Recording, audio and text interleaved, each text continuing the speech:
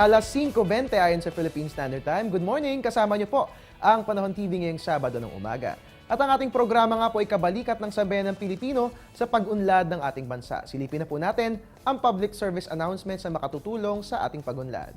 Sa darating nga po na September 27 ay gaganapin ang unang Central Luzon Regional Tourism Summit sa Pascuhan Village sa Pampanga.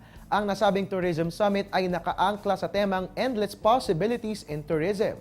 Layunin nitong tipunin ang national government agencies, LGUs, mga miyembro ng tourism-oriented enterprises at mga guro at estudyante kung saan tatalakayin ang mga konsepto ng tourism at environmental sustainability, tourism and governance at trends in tourism.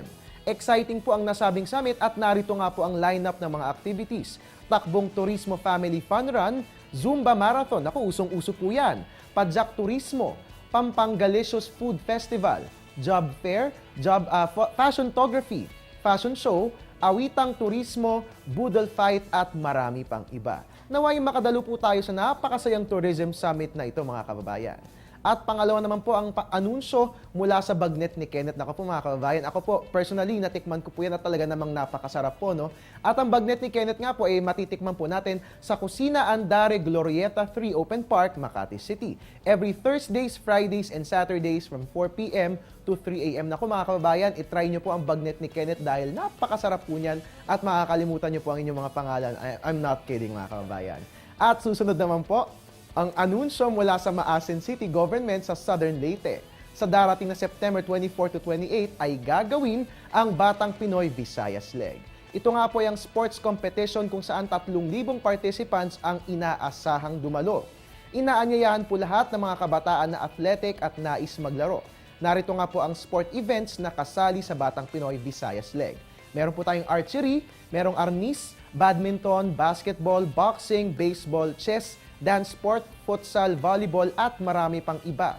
Ito ay alinsunod pa rin sa Executive Order No. 44 o ang Philippine Youth Games na humihimok sa mga batang nasa edad 15 pababa na sumali sa mga palaro na inoorganisa ng mga sports associations. Ang first, second at third placers nga po sa nasabing leg ay lalahok sa Batang Pinoy National Championships na gagawin sa Zamboanga City sa November 19 to 23. At yan nga po mga kababayan, para sa mga sports-minded po mga kabataan dyan, hinihimok po namin kayong sumali sa Batang Pinoy Visayas Leg. At ngayon naman silipin natin ang lagay ng panahon sa selected Asian cities. Unahin po natin ang Hong Kong, mataas ang temperatura 27 to 33 degrees Celsius. Pinakamababa naman po sa Beijing, China 17 to 27 degrees Celsius.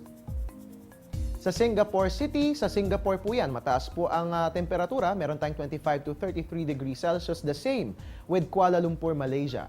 At mababa naman po sa Jakarta, Indonesia, 23 to 33 degrees Celsius.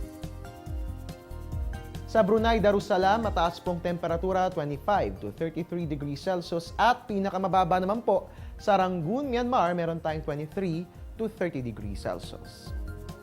At ngayon naman dahil maulan ang ating panahon, para sa mga may-ari ng sasakyan, mahalagang malaman ng tips para sa mga nabahang sasakyan. Panoorin po yan para anumang oras, lagi tayong handa.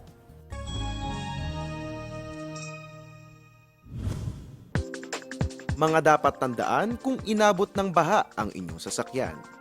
Tanggalin ang koneksyon ng negative cable ng baterya ng inyong sasakyan. Huwag paandarin ang sasakyan at iahon ito palayo sa lugar na lubog sa baha. Gamitin ang handbrake. Panatilihin sa first gear ang transmission para sa manual o kaya ay P para sa automatic. Kunan ng larawan ang loob at labas ng sasakyan. Patuyuin ang sasakyan sa loob ng 24 oras. Huwag paandarin ang sasakyan kung inabot ng baha ang dashboard nito. Suriin ang oil dipstick upang makita kung pinasok ng baha ang lubrication system. At ipatingin ang sasakyan sa isang profesional na mekaniko. Kaalaman at kahandaan, susi sa kaligtasan. Isang paalala mula sa Panahon TV.